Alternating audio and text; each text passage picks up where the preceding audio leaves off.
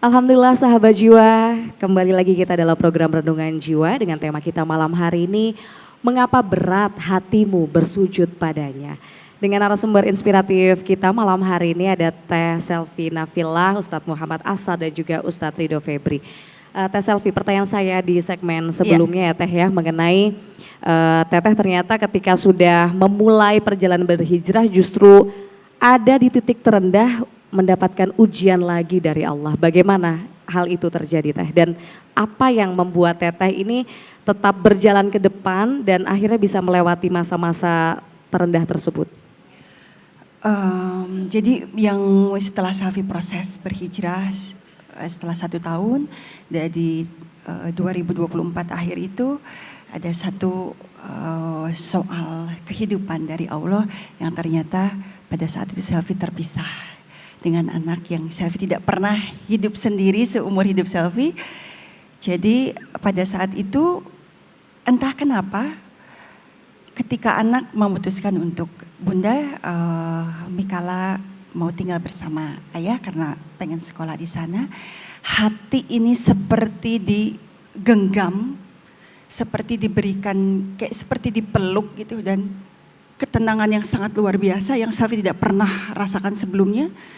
Dan Safi bilang, iya gak apa-apa, walaupun hati hancur pada saat itu, disitulah Safi bahwa oh ini kebesaran Allah, oh ini hidayah, ini sepertinya adalah kekuatan dari Allah. Safi ambil pada saat itu dan tidak mudah ya untuk hidup sendiri itu. Tapi di situ Safi meyakini bahwa kata Allah, Safi di rumah ini cuma ada kamu dan saya. Sekarang Safi mau apa? Jadi Safi di situ betul-betul sekuat Safi, semampu Safi dengan minim ilmu, Safi lakukan semua. Karena di situ Allah gerakan, Safi membaca Al-Quran setiap hari. Lalu dari situ sholat malam dan zikir, dari situ Allah bukakan semua sampai di 2025 Safi dapat hidayah di bulan Rajab Pak Ustadz. Di bulan Rajab di tanggal 3 Januari Safi di hari Jumat, Safi masih ingat di hari Jumat ketika Safi selesai sholat zuhur itu Safi membaca Al-Quran pada saat itu. Dan di situ Safi seperti diputar semua ibu, semua dosa-dosa yang Safi lakukan. Setelah Safi sholat, Safi mengaji dan Safi doa sama Allah, Robku, jika ini memang gerakan dari Allah, Safi harus berhijab, tolong kuatkan diri Safi. Setelah itu Safi buka lagi Al-Quran, Pak Ustadz. Safi buka Al-Quran itu masuk ke juz 18, surah An-Nur ayat 31. Firman-Nya Allah yang menyerukan, wahai kaum muslimin, jagalah pandanganmu, memelihara kemaluanmu dan tutupkan kain kerudung ke dadamu. Jadi kekuatan daripada Al-Quran itu sangat, Masya Allah. Allah itu maha pengasih dan maha penyayang. Itu yang Safi rasakan, makanya Safi mau sharing. Safi tidak malu apapun atas apa yang Safi lakukan sebelumnya. Tapi Allah mengantarkan Safi ke sini dan memberikan hadiah. Masya Allah. Masya Allah, ini berarti konteksnya adalah Mbak Selvi ini sudah berpisah dengan suami dan anak Teh Selvi ini kemudian tinggal selalu bersama Teteh, tapi Betul. ada momen tiba-tiba Ananda tercinta ini memilih untuk bersama ayahnya. Betul. Begitu ya. Tapi ini kalau bisa diterjemahkan begitu ya, Teh Selvi ini menerjemahkan cinta Allah dengan benar ya Ustadz. Dengan perilakunya langsung. Dengan perilaku langsung. Betul. Karena artinya Allah ingin Teh Selvi ini lebih fokus untuk beribadah. Tadi Teh Selvi bilang tidak ada orang lain di rumah ya yang biasanya hanya berdua dengan anak. Ternyata itu membuat Teteh jadi justru lebih banyak sholat ibadahnya, begitu ya Teh ya. Gimana Ustadz melihatnya? Ini beliau mengamalkan beberapa ayat di dalam Al-Quran, diantaranya Quran surat kedua Al-Baqarah ayat 214, kata Allah gini, am hasibtum an tadkhulul jannah. Jannah itu kan surga identik dengan bahagia.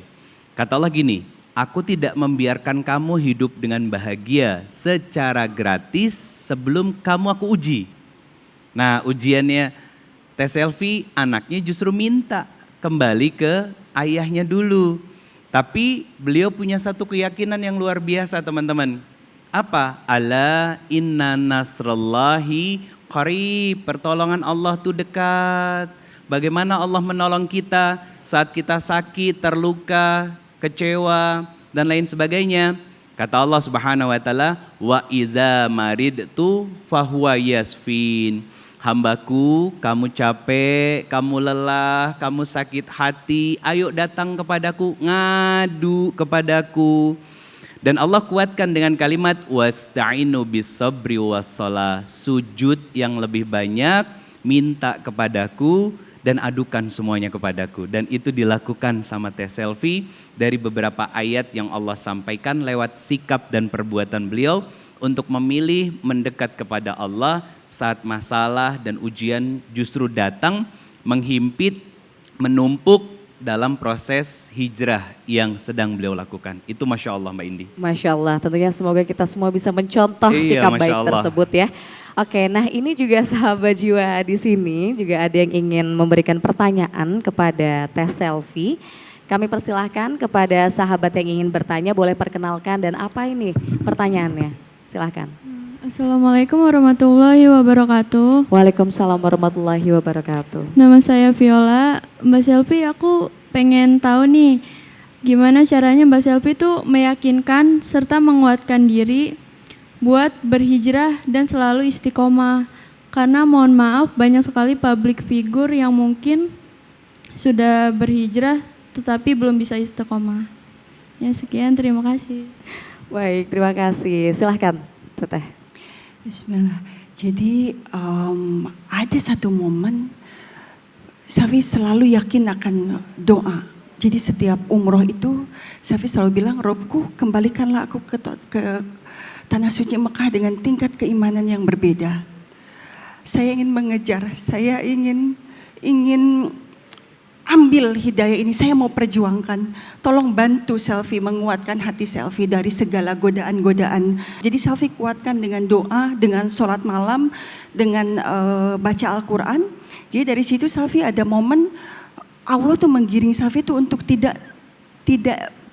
nggak suka aja gitu. Jadi di rumah itu selalu video yang live dari Ka'bah itu setiap hari.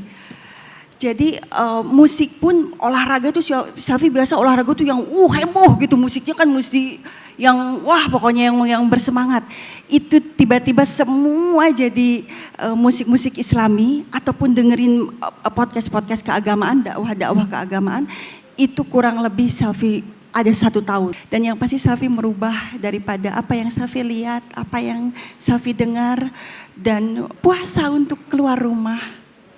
Apalagi setelah berhijab pasti ada soal-soal yang memang pekerjaan pun berubah.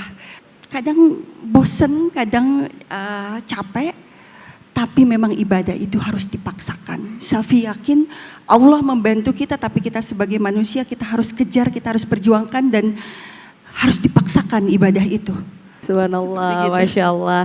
Jadi memang nampaknya nih kalau kita bisa simpulkan dari apa yang dilakukan oleh Teh Selfie dalam menjalani hijrah adalah memperbaiki sholat ya Teteh ya. Betul. Jadi ternyata betul ya sahabat jiwa, ketika kita memperbaiki sholat kita, Allah akan memperbaiki hidup kita, Masya Allah.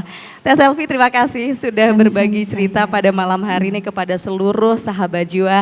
Semoga apa yang menjadi hikmah dari kisah hidup Teh Selfie bisa kita contoh dengan baik ya, untuk memperbaiki hidup kita juga sahabat jiwa ke depannya. Sekali lagi Teteh terima kasih, sehat selalu, semoga selalu istiqomah. Amin amin ya rabbal alamin. Dan sahabat jiwa kita akan kembali usai jeda berikut ini, tetap bersama kami dalam program Renungan Jiwa.